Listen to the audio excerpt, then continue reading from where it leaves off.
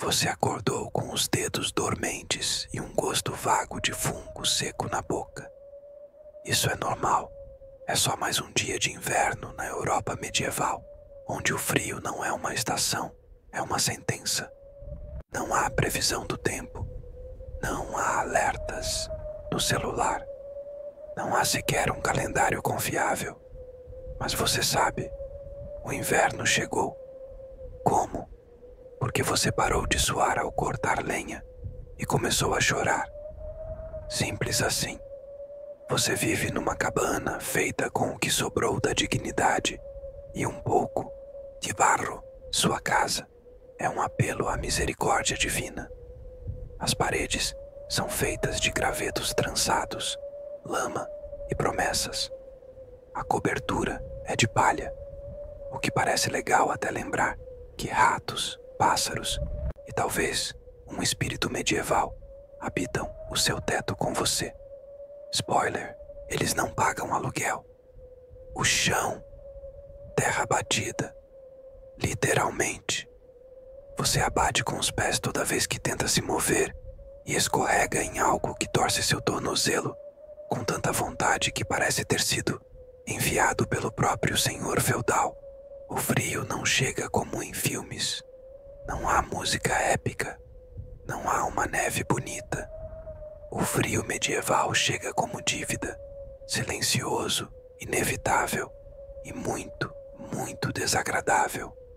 Ele se infiltra nas tábuas, nos ossos e nos pensamentos. Sua primeira reação é negar.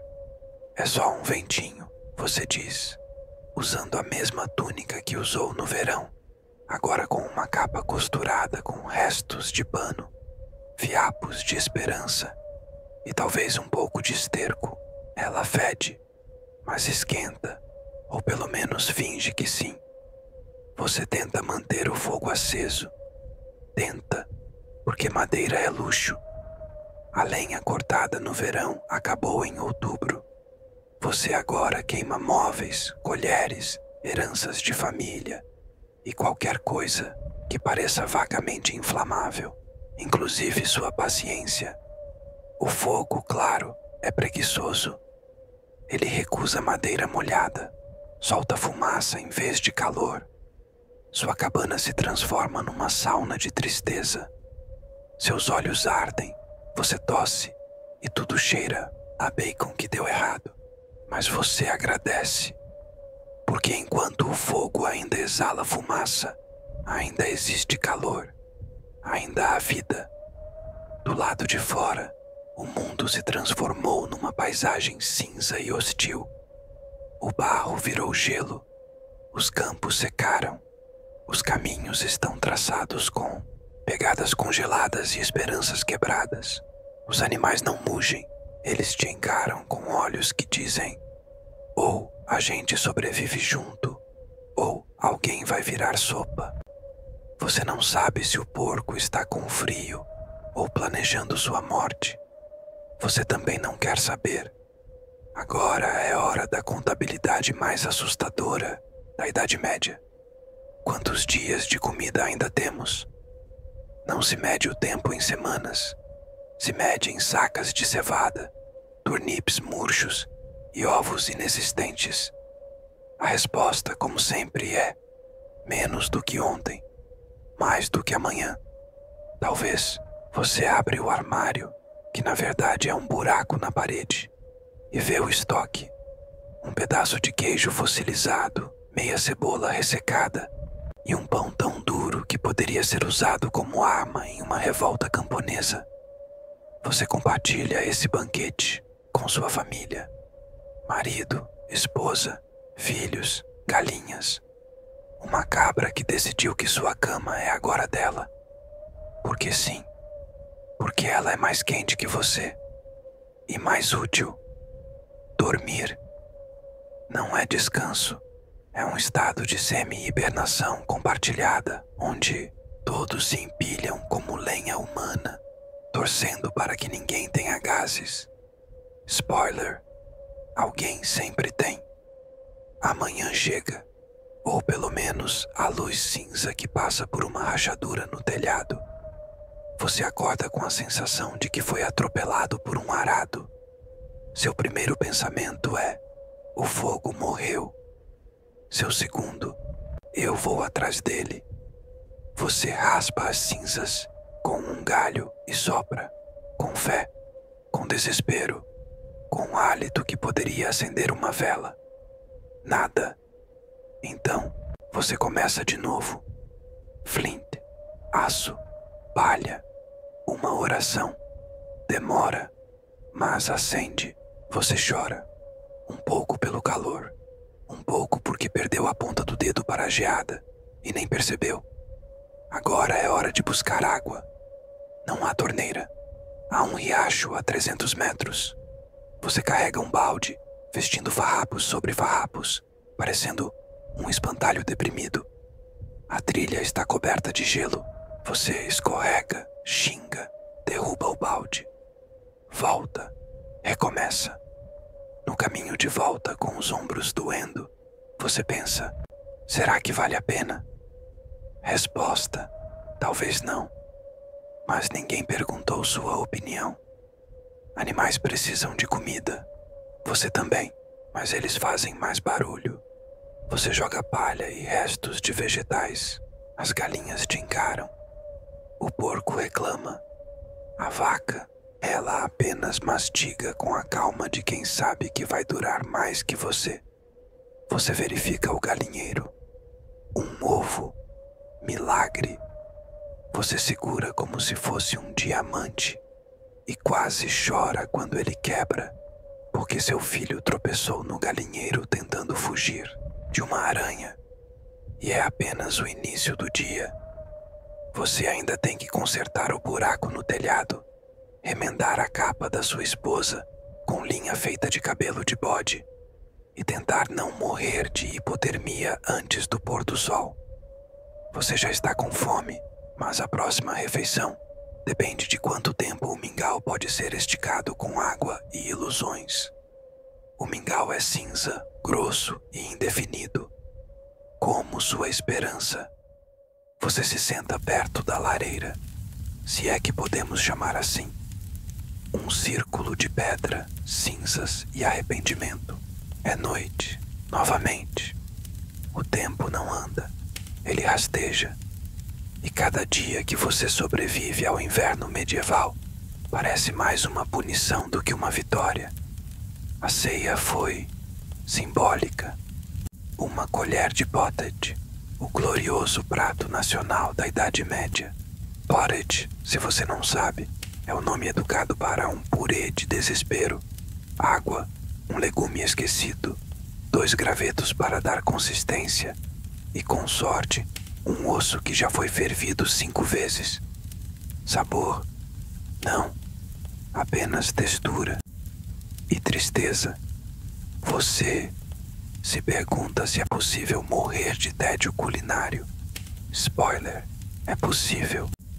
Mas primeiro vem a fome. Não fome de propaganda fitness. Fome real.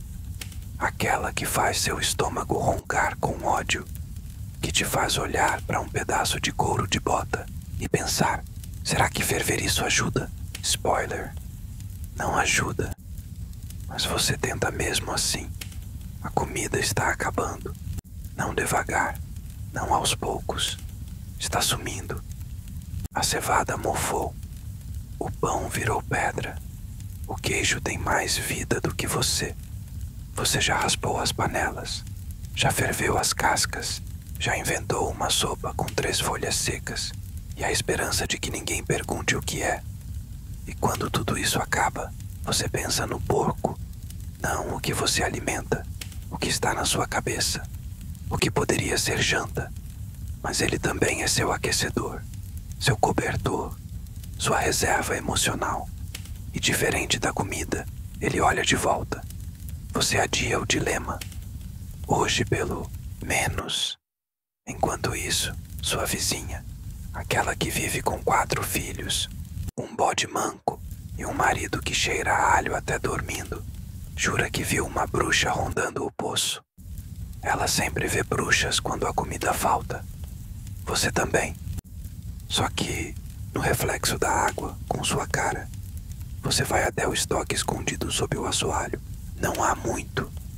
Um punhado de grãos com insetos, proteína, uma raiz misteriosa que pode ser nabo ou veneno, 50-50, e algo que você pensa ser carne seca, mas decide não cheirar.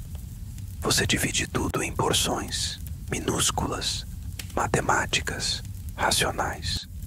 Mas aí seu filho aparece, com aquele olhar, e você entrega sua parte. Por que você faz isso? Porque você é um adulto. Porque ele é uma criança. E porque a esperança dele ainda não morreu congelada como a sua. Às vezes alguém na vila morre. Isso é normal. As causas são variadas: frio, fome, doença, ou uma combinação das três. O famoso combo mortal medieval. Mas a parte interessante é o que vem depois. O enterro, no inverno, com o solo congelado. Você já tentou cavar gelo com uma pá de madeira? Não, acredite, não é uma experiência que recomendo. A alternativa, uma cova rasa, muito rasa, mais uma boa razão para manter os cães fora do cemitério.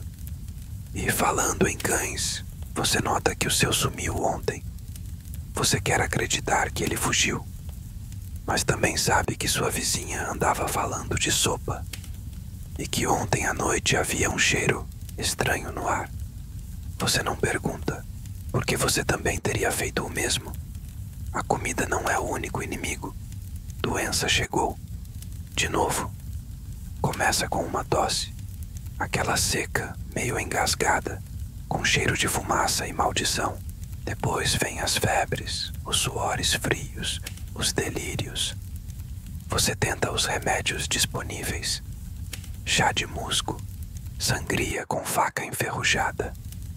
Uma oração longa o suficiente para distrair da dor.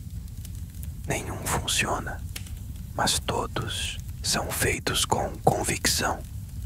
E às vezes, só isso importa. O curandeiro da vila aparece. Ele traz uma bolsa de pano, um cheiro forte de alho e a autoconfiança de quem já causou mais mortes do que curas. Ele examina o doente, murmura algo sobre humores desequilibrados e aplica um tratamento revolucionário. Menos sangue. Sim, sangria. Porque na medicina medieval, o problema é sempre: tem sangue demais aí dentro. Você segura a mão do doente e reza para que seja rápido a cura, ou o fim. Durante a noite você sonha com pão. Não qualquer pão. Pão quente, fofo, com manteiga. Você acorda mordendo o canto do travesseiro. Ele tem gosto de palha, porque é literalmente palha. Você engole mesmo assim. A igreja continua firme. Mesmo quando tudo falha, o fogo, a comida, a saúde, a fé resiste. Ou pelo menos, a rotina da fé. Você vai à missa, porque ir à missa é mais seguro do que não ir. O padre prega sobre paciência, humildade e aceitar a vontade divina. Ele está coberto de camadas de lã ao lado de um braseiro. Você está com uma túnica de 2 dedos de espessura e um calafrio de 12 graus. Mas tudo bem. Deus ajuda os que se resignam em silêncio. Ou pelo menos é o que dizem. Você tithes, ou seja, paga seu dízimo. 10% de tudo o que você tem. Mesmo que o tudo seja só 2 ovos, meio nabo e um pedaço de corda emocional. Você entrega, porque o inferno é pior que o inverno, ou pelo menos mais quente. Lá fora, os lobos se aproximam. Literalmente, eles uivam mais perto da vila. O cheiro de fumaça e carne salgada os atrai. Você sabe disso.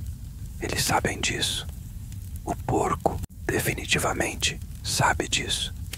Você reza para que a cerca resista. mas ela foi construída com a mesma madeira que você queimou ontem. Vamos falar sobre sua casa, ou, como preferimos chamar, o cubo de sofrimento térmico, TM. Sua moradia medieval não é exatamente um bastião de engenharia. Ela é um amontoado de paus, lama, palha e um otimismo criminosamente infundado. O que a impede de desabar não é a estrutura, é o medo coletivo. Comecemos pelas paredes. São feitas de uma técnica chamada Wattle and Daub. Parece sofisticado, né? Tradução real: pau e barro. Às vezes, reforçado com cabelo de animal, esterco, seco e aquela energia passivo-agressiva que sua sogra deixou no ar. A função das paredes: segurar o telhado. Mal, bloquear o vento. Quase nunca. Manter o calor dentro. Engraçado você pensar nisso. O telhado é de palha. Sim, palha. A mesma que você dá ao burro. A diferença é que o burro não se incomoda com a água pingando direto na testa. Seu telhado pinga. Sempre. Você não sabe mais o que é silêncio. Só conhece o som de goteiras, ratos correndo, galinhas cacarejando e, ocasionalmente, um pássaro caindo na sua panela. E, por falar em teto, ele respira. Literalmente. Calor sobe, bate na palha e escapa como se a casa estivesse suspirando. Desista. Você tenta barrar o frio com trapos nas frestas, musgo nos cantos, ou simplesmente aceitando o destino. Spoiler: o destino é úmido e fedido. O chão, terra. Quando chove, vira lama. Quando congela, vira pista de patinação involuntária. Quando está seco, vira poeira nos olhos, na sopa e na alma. Você espalha palha para suavizar, o que transforma o chão em um tapete de fermentação biológica. Cheiro: uma mistura de suor ancestral e leite vencido. As janelas. Ah, que gracinha! Você acha que tem janelas? Na prática, você tem buracos cobertos com pedaços de couro, madeira, ou, se estiver se sentindo rico, um pedaço de pergaminho gorduroso. A luz entra. Mal. O vento entra. Sempre. Você entra em desespero. Diariamente. Privacidade não existe. Todo som viaja. Toda conversa é pública. Você ouve o vizinho espirrando, a vaca ruminando e sua esposa sussurrando que se casou com você por pena. E pão. E o mobiliário. Bom, você tem uma banca de madeira, tronco, uma mesa, tábua apoiada em 2 pedras e uma cama. Palha no chão com a memória de alguém que já dormiu melhor em uma cova rasa. O colchão, se é que se pode chamar assim, é um saco de tecido recheado com feno, insetos e decisões de vida ruins. Cobertores. Você dorme sob o que encontrar: capas velhas, peles duras, pedaços de roupa e uma leve camada de decepção. Às vezes, os animais dormem com você, não por afeto, por necessidade térmica. Galinha no pé, porco no canto, cabra em cima. Você virou um buffet de calor para criaturas que provavelmente te comeriam se pudessem. Durante a noite tudo piora. O fogo morre, a fumaça sobe. Você acorda com o rosto coberto de fuligem, olhos ardendo e o doce som de um rato caindo na panela da janta. Você retira o rato, come a sopa mesmo assim, porque proteína é proteína. E ainda assim, você limpa a casa com vassouras de galho, com panos duvidosos, com esperança. Você tira o cocô de galinha da cama. Você raspa o mofo das paredes. Você finge que aquele som no sótão não é um animal se multiplicando. Você limpa, porque mesmo o caos precisa de manutenção. No dia seguinte, tudo recomeça. Você repara a parede com barro. Você reencaixa a porta com um pedaço de corda. Você empurra a cama 3 dedos pro lado para fugir do gotejamento. Spoiler: o gotejamento também se move. Ele é teimoso. Você sonha com outra casa. Uma com chão de madeira, com vidros nas janelas, com um telhado que não chia quando o vento sopra. Você sonha, mas acorda com a galinha botando um ovo do seu lado. Você agradece e volta a dormir. Já se passaram semanas ou meses. Você perdeu a noção do tempo. O frio virou constante. O calor, lembrança. O calendário, um conceito que só serve para nobres e gente com comida. O seu dia é medido assim. Acordou, ainda vivo. Acordou e não viu o próprio hálito. Milagre. A rotina é um ciclo eterno de pequenas tarefas e grandes sofrimentos. Você acorda, raspa gelo da água, come o mesmo mingau de sempre, ouve os filhos brigarem por um ovo imaginário, lava o que dá com cinzas e fé, reza muito, não porque acredita em salvação, mas porque falar com o céu é mais saudável do que falar com o porco, mesmo que o porco esteja escutando melhor. Sim, você está falando com animais agora. Primeiro foi com a cabra, depois com a galinha, depois com o fogo. O fogo não responde, mas pelo menos não julga. Você começa a sonhar acordado. Literalmente, é difícil saber quando dorme e quando só piscou por tempo demais. Você vê pão flutuando, ouvem-se músicas que ninguém está tocando. E às vezes, você jura que viu São João piscar para você, da mancha de mofo na parede. Você sorri. Está tudo bem. Você só está com febre. Do lado de fora, tudo continua cinza. Do lado de dentro, o cinza virou parte de você. A parede, o chão, o ar, a alma, tudo do mesmo tom. Monótono com notas de desespero. Então, você vai à igreja. Não por devoção, mas porque é o único lugar que não cheira a bicho molhado e mingau fermentado. A igreja medieval no inverno é um espetáculo. Paredes de pedra, frio de geladeira quebrada. Um padre com mais camadas que uma cebola.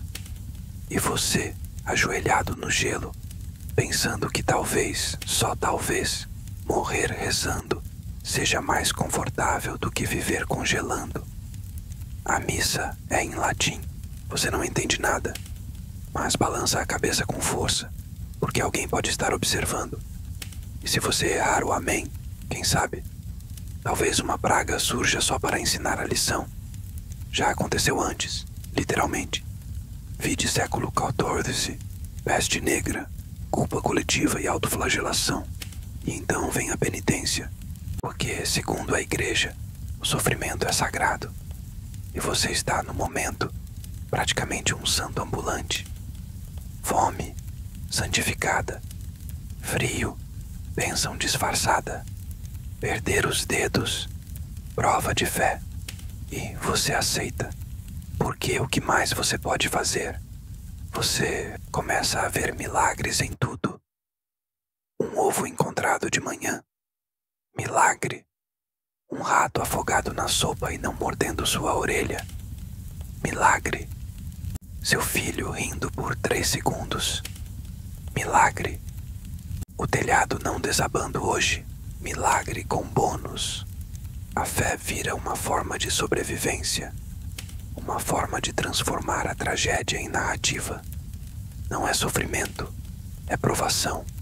Não é miséria, é redenção. E então, claro, há o jejum religioso. A igreja diz que é época de purificação. Você diz que é porque não tem mais nada para comer. Mas se chamarem de jejum, pelo menos parece voluntário. Alguém na vila começa a pregar. Não o padre, um camponês.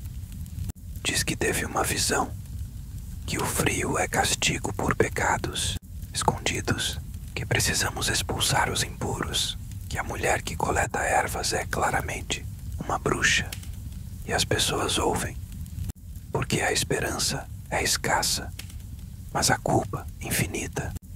Você volta para casa, a cabra te encara, você encara de volta, pede perdão, só por precaução. Você se deita, não dorme, apenas fecha os olhos e espera que amanhã venha. Não porque ela traz calor, mas porque ela traz mais uma chance de continuar existindo, mesmo que tudo em você diga que talvez não valha a pena. Mas aí alguém espirra e você se levanta irritado, porque quem espirra ainda está vivo, e quem está vivo ainda pode cortar lenha, e a lenha não vai se cortar sozinha. Fome, não a fome que faz sua barriga roncar, a outra, a que faz você olhar para o vizinho e se perguntar se ele tem algo escondido, algum nabo, um pão, um pedaço de carne, ou quem sabe, o seu gato que sumiu ontem à noite. Você não acusa ainda, mas seus olhos já disseram tudo. O problema do inverno não é só o frio, é a convivência forçada com pessoas que você ama até o estoque de comida acabar. A cabana é pequena, as vozes são altas, as refeições são inexistentes. Logo, até o jeito como seu primo respira começa a parecer ofensivo. Você cogita jogar um sapato, lembra que só tem um par, desiste. No meio disso tudo, alguém nota: o estoque da casa está menor. Menor como em alguém andou roubando. Mas claro, ninguém viu nada, ninguém sabe nada. Todo mundo está quieto demais, exceto o estômago, que faz discursos completos a cada 10 minutos. Desconfiança nasce como fungo, silenciosa, fedida e quase impossível de matar. A senhora da casa ao lado, ela agora tranca a porta com 3 trapos e uma oração. O adolescente, que ajuda na lenha, sumiu com um saco misterioso semana passada. Disse que era esterco. Ninguém acreditou, mas também ninguém quis chegar de perto. E então acontece. Roubam um ovo. Um único ovo. Mas é o suficiente para declarar guerra civil em miniatura. Famílias acusam famílias. Alguém sugere que foi o padre. Outro diz que foi a cabra. A cabra se recusa a comentar. A justiça medieval entra em cena. Não há juiz, não há tribunal. Há um campo lamacento, um pau afiado e uma multidão que dorme mal há 6 semanas. Decisões são tomadas com base em quem fala mais alto, olha mais estranho ou espirra na hora errada. A acusada é a curandeira. Sempre é. Ela olhou esquisito pro ovo, dizem. Ela fala com plantas, dizem. Ela nunca tosse. Estranho demais. Ela se defende com uma calma que irrita ainda mais. Então, decidem. Ela deve provar sua inocência. Como? Com o velho teste do costume. Jogue a mulher no lago congelado. Se ela flutuar, é bruxa. Se afundar, era inocente. Sim, isso fazia sentido para eles. Sim, você participa. Porque o que mais você vai fazer? Pensar racionalmente. Com 200 calorias por dia, ela sobrevive. Não flutuou, não afundou, apenas xingou todo mundo e saiu andando encharcada. Resultado: agora todos acham que ela é uma feiticeira de verdade. Você, sinceramente, começa a torcer para que seja. Talvez ela transforme o porco em pão ou a neve em vinho. Você aceita até feitiço ruim, desde que venha com molho. Depois do julgamento, tudo fica ainda mais silencioso. As pessoas falam menos, confiam menos. Você passa a esconder comida dentro da lareira, porque ninguém em sã consciência enfiaria a mão lá, exceto seu primo. Você vê ele tentando no dia seguinte. Você considera deixá-lo queimar um dedo. Você decide que um dedo é um preço justo por meio pão. Alguns começam a sumir, vão caçar e não voltam. Vão buscar água e não voltam. Vão pensar na vida no bosque. E adivinha? Não voltam. Você finge que sente falta, mas também sente alívio. Menos uma boca, mais um cobertor disponível. Você começa a sonhar com comida que nunca existiu, frutas que você nunca provou, pão que não machuca os dentes, sopas com gosto, carne de verdade. Você acorda com saliva no queixo e uma mordida no canto da língua. Foi real o bastante. E então, como tudo na Idade Média, alguém morre. Dessa vez é o homem mais velho da vila. O que fazer? Enterrar? Solo congelado? Chorar? Desidratação? Fazer um velório? Claro, com sopa rala e suspeitas. Você observa o corpo e pensa, ele teve sorte. E depois pensa, será que ele deixou algo guardado? E então, você se odeia, só por um segundo. Depois, lembra que você não come direito há 9 dias. E a culpa perde para o estômago. Você já não sente os dedos. Mas tudo bem, você também já não sente esperança. Essa é a beleza do inverno medieval. Ele não mata de uma vez. Ele tira pedaço por pedaço. Primeiro o calor, depois o conforto, depois o sono, depois o juízo. E quando sobra pouco de tudo isso, ele tenta o resto. Você acorda. Talvez. Ou talvez só tenha passado a noite acordado, olhando para o teto, pensando se a corda do varal aguentaria um corpo humano. Você não faria isso, claro. Mas pensar já virou passatempo. As dores mudaram de lugar. Antes era o frio nas extremidades. Agora é um cansaço interno, um peso, como se o próprio tempo estivesse sentado no seu peito. Você sobe um balde de água da fonte e quase desmaia. Você corta lenha por 10 minutos e sente vontade de vomitar. Você tenta sorrir, não consegue. Não por tristeza, mas porque os músculos congelaram. A lenha acabou. Você agora queima móveis, depois utensílios, depois parte da porta. Você coloca um pano no vão para impedir o vento.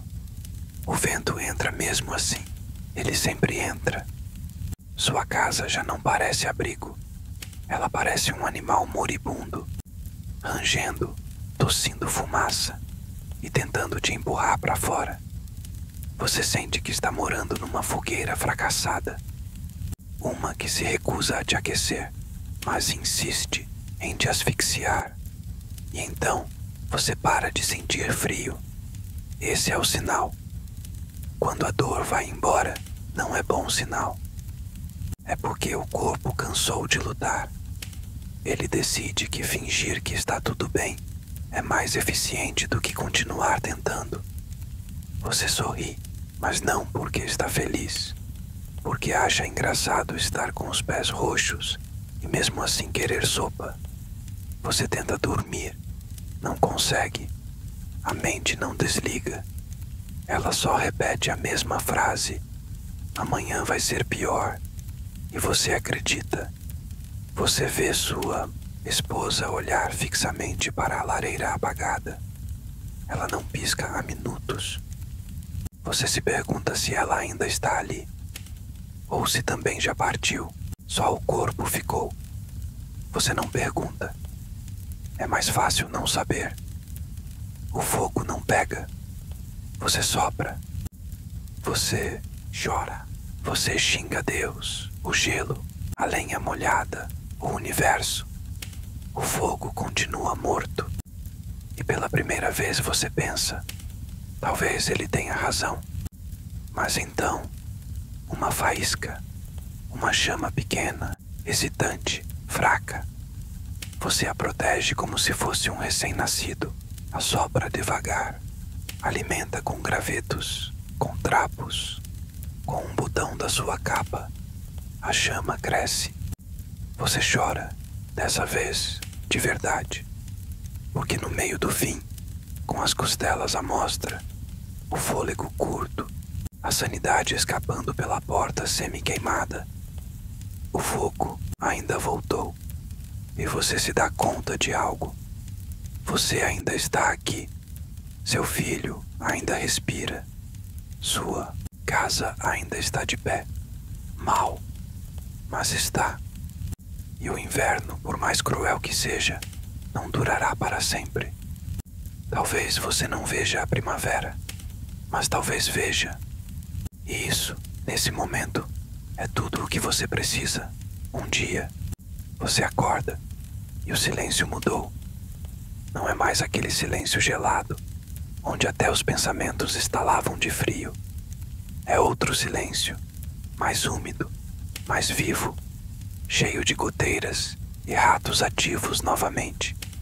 Você pisa no chão e sente lama, e não lama congelada, lama viva, fresca, quente até demais. E então você percebe, o inverno acabou, ou pelo menos está desistindo. Você vai até a porta, ou o que restou dela, abre e sente um vento diferente, aquele que não corta, aquele que cheira a apodrecimento e vida nova ao mesmo tempo. Sim, é primavera, ou como ela é chamada por aqui, a temporada em que a lama vira um estado de espírito. Você sai, os vizinhos também, todos com a mesma cara. Estamos vivos, ninguém sorri. Não ainda. Ainda é cedo para alegria, mas não é cedo para fazer a contagem. E você começa a contar quem faltou. A primavera revela os ausentes. A casa da senhora que falava com gatos, vazia. O homem que construía brinquedos com ossos de galinha, silêncio. O adolescente que foi buscar água e não voltou, ainda não voltou. E os corpos? Alguns são encontrados com a neve derretida, embaixo de árvores, nos cantos das casas, debaixo da palha, ou até dentro do poço. Você enterra os mortos, com pressa, com pouco luto, porque o solo ainda está mole e o tempo ainda não é de celebração. Alguns são enterrados com seus sapatos, porque ninguém quer tocar nos pés deles. Outros são enterrados sem nada, porque você pegou o casaco deles. E, honestamente, eles não vão mais precisar.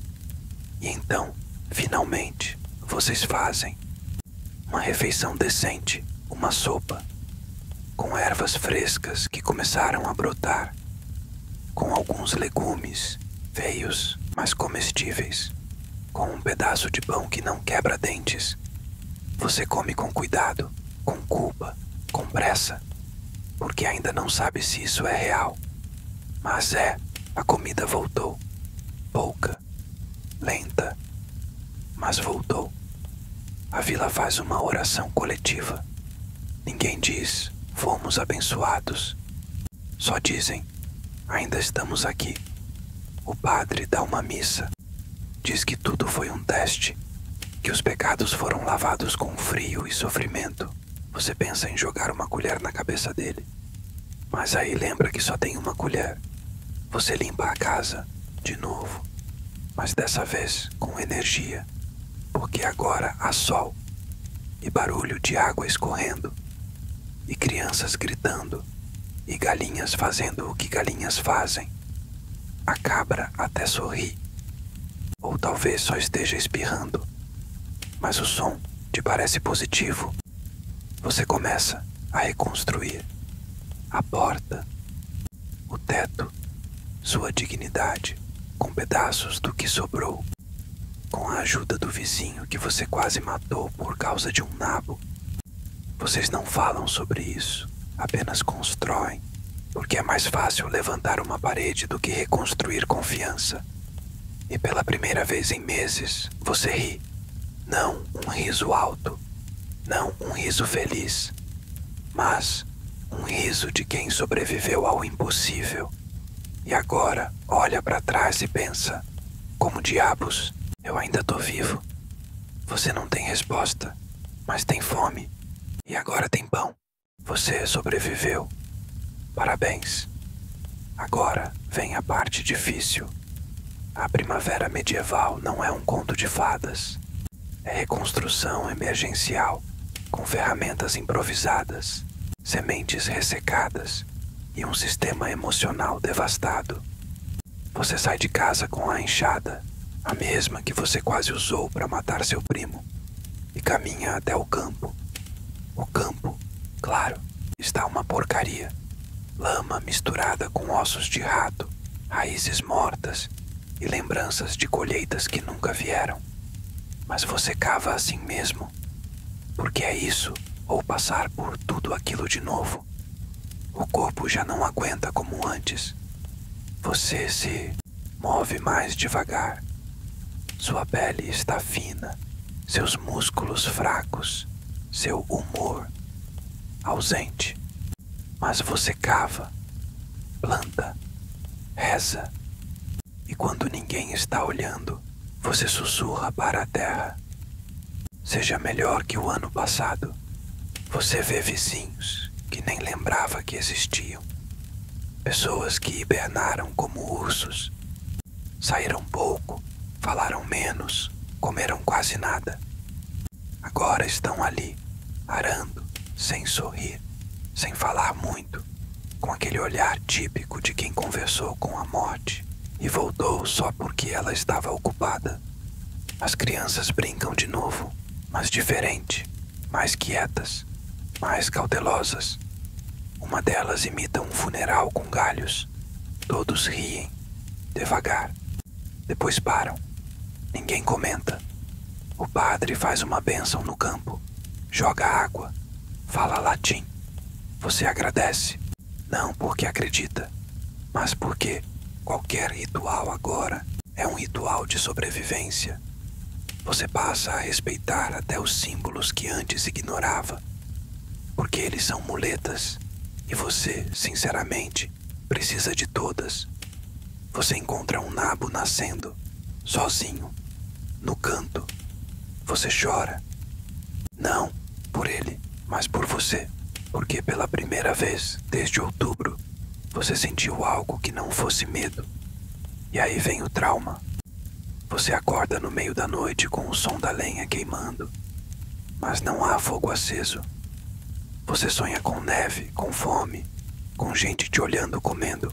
Você ouve seu filho chorar e pensa que vai ter que dividir o pão, mas já passou. Você está salvo, mas seu cérebro ainda não sabe disso. Você conversa com vizinhos, mas todo mundo fala no passado. Ninguém diz estamos vivos.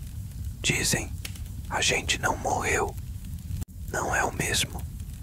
Alguém comenta que os invernos estão ficando mais longos. Outro responde que é castigo de Deus. Outro jura que viu uma estrela errada no céu. Você escuta calado, não por crença, mas porque agora você escuta tudo. Cada superstição é um dado novo. Você não vai errar de novo. Você pensa no próximo inverno. Sim, ele virá. Todos sabem disso. Ele sempre vem e você nunca está pronto. Mas desta vez, talvez você plante mais cedo, armazene melhor, cave um buraco extra só para guardar banha. Ou talvez tudo vá dar errado de novo. Você não sabe, mas você está aqui. E isso, num mundo medieval, já é mais do que a maioria. O verão chegou. A terra secou, o sol apareceu, e você pensou por um breve e perigoso segundo: talvez este ano seja diferente. Foi seu primeiro erro do verão, porque o verão medieval não é férias, não é colher flores, correr pelos campos, tomar vinho com queijo sob uma macieira. O verão é arar, plantar, podar, carregar, desidratar, rezar para não chover demais, rezar para chover um pouco, rezar para não morrer antes de setembro. E tudo isso com a memória fresca do inverno gelado que passou. Você acorda cedo, dorme tarde, trabalha com o sol na cara, fome no estômago, bolhas nas mãos e pensamentos mórbidos que você chama carinhosamente de motivação. Você planta com um cuidado quase obsessivo. Cada semente é uma aposta contra o destino. Cada fileira de nabos é uma carta de amor à sobrevivência. Você fala com as plantas, pede desculpas à cenoura por plantá-la torta, promete ao trigo que, se ele crescer bonito, você até oferece um terço ao padre. Ele não merece, mas é o que temos. E enquanto você tenta viver, o mundo à sua volta finge normalidade.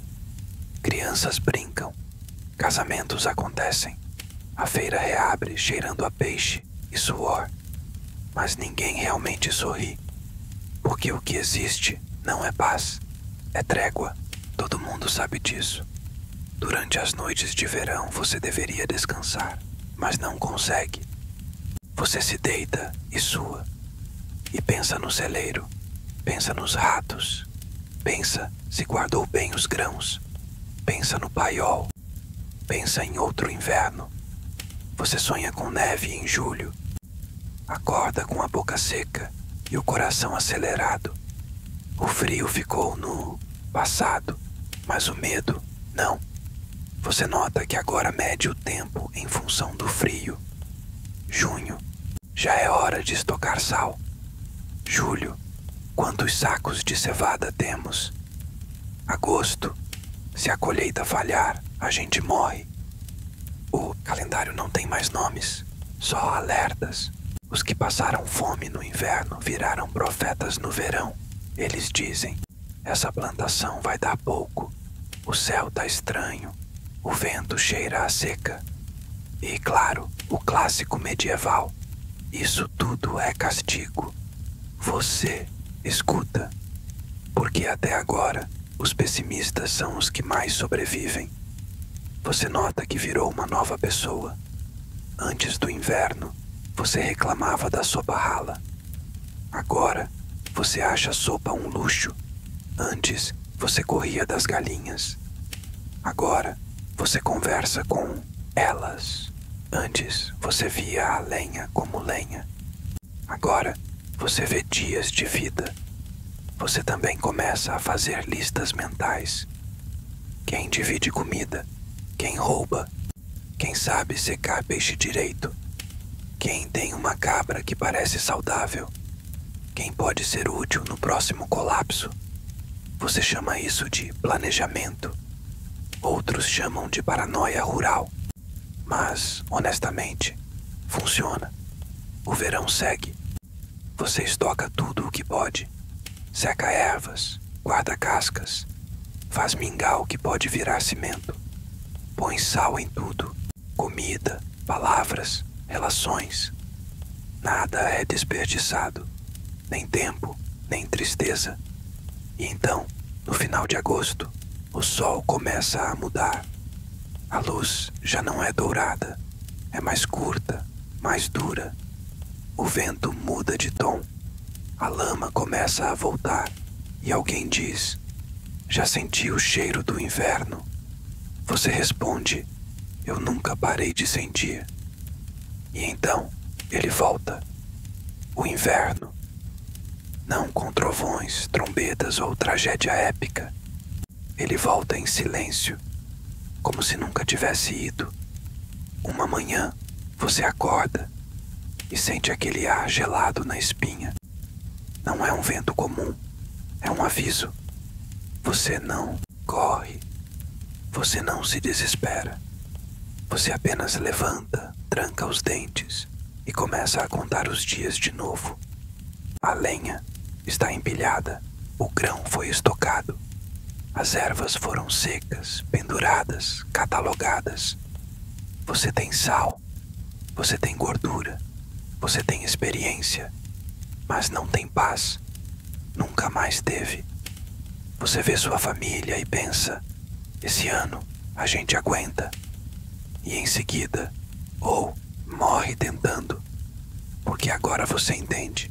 Sobreviver ao inverno não é vencer, é empatar com a morte, e empates cansam mais que derrotas.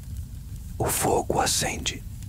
Você observa, não reza, só vigia, como se o fogo fosse um filho doente. Você aprendeu a manter as brasas vivas, a estocar cascas, a não confiar em vizinhos alegres demais. Você aprendeu o básico da vida medieval. Esperança é útil, mas lenha é melhor. Você se vê no espelho d'água e há mais rugas, mais marcas, mais você, menos ilusão. E percebe algo? Você sobreviveu, mas você não é mais quem entrou no inverno anterior. Você é a versão lapidada pelo medo, pela fome, pela repetição cruel da mesma estação desgraçada. E então, você aceita. Não existe final feliz. O inverno virá todos os anos. Você nunca estará pronto. Sobreviver será sempre um milagre. E você não será lembrado por isso. Ninguém vai escrever sobre sua luta. Nenhum bardo cantará seu nome. Você foi só mais um ponto quente numa aldeia fria. E tudo bem, porque mesmo assim, você está aqui. Então você fecha a porta, checa o porco, revê o estoque, amarra a janela e se senta em frente à lareira.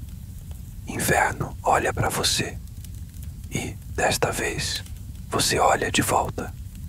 Sobreviver ao inverno medieval é simples. Basta ter sorte, fome, medo e uma quantidade absurda de teimosia.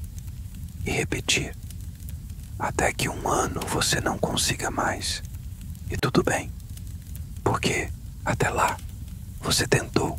E isso já é mais do que a maioria.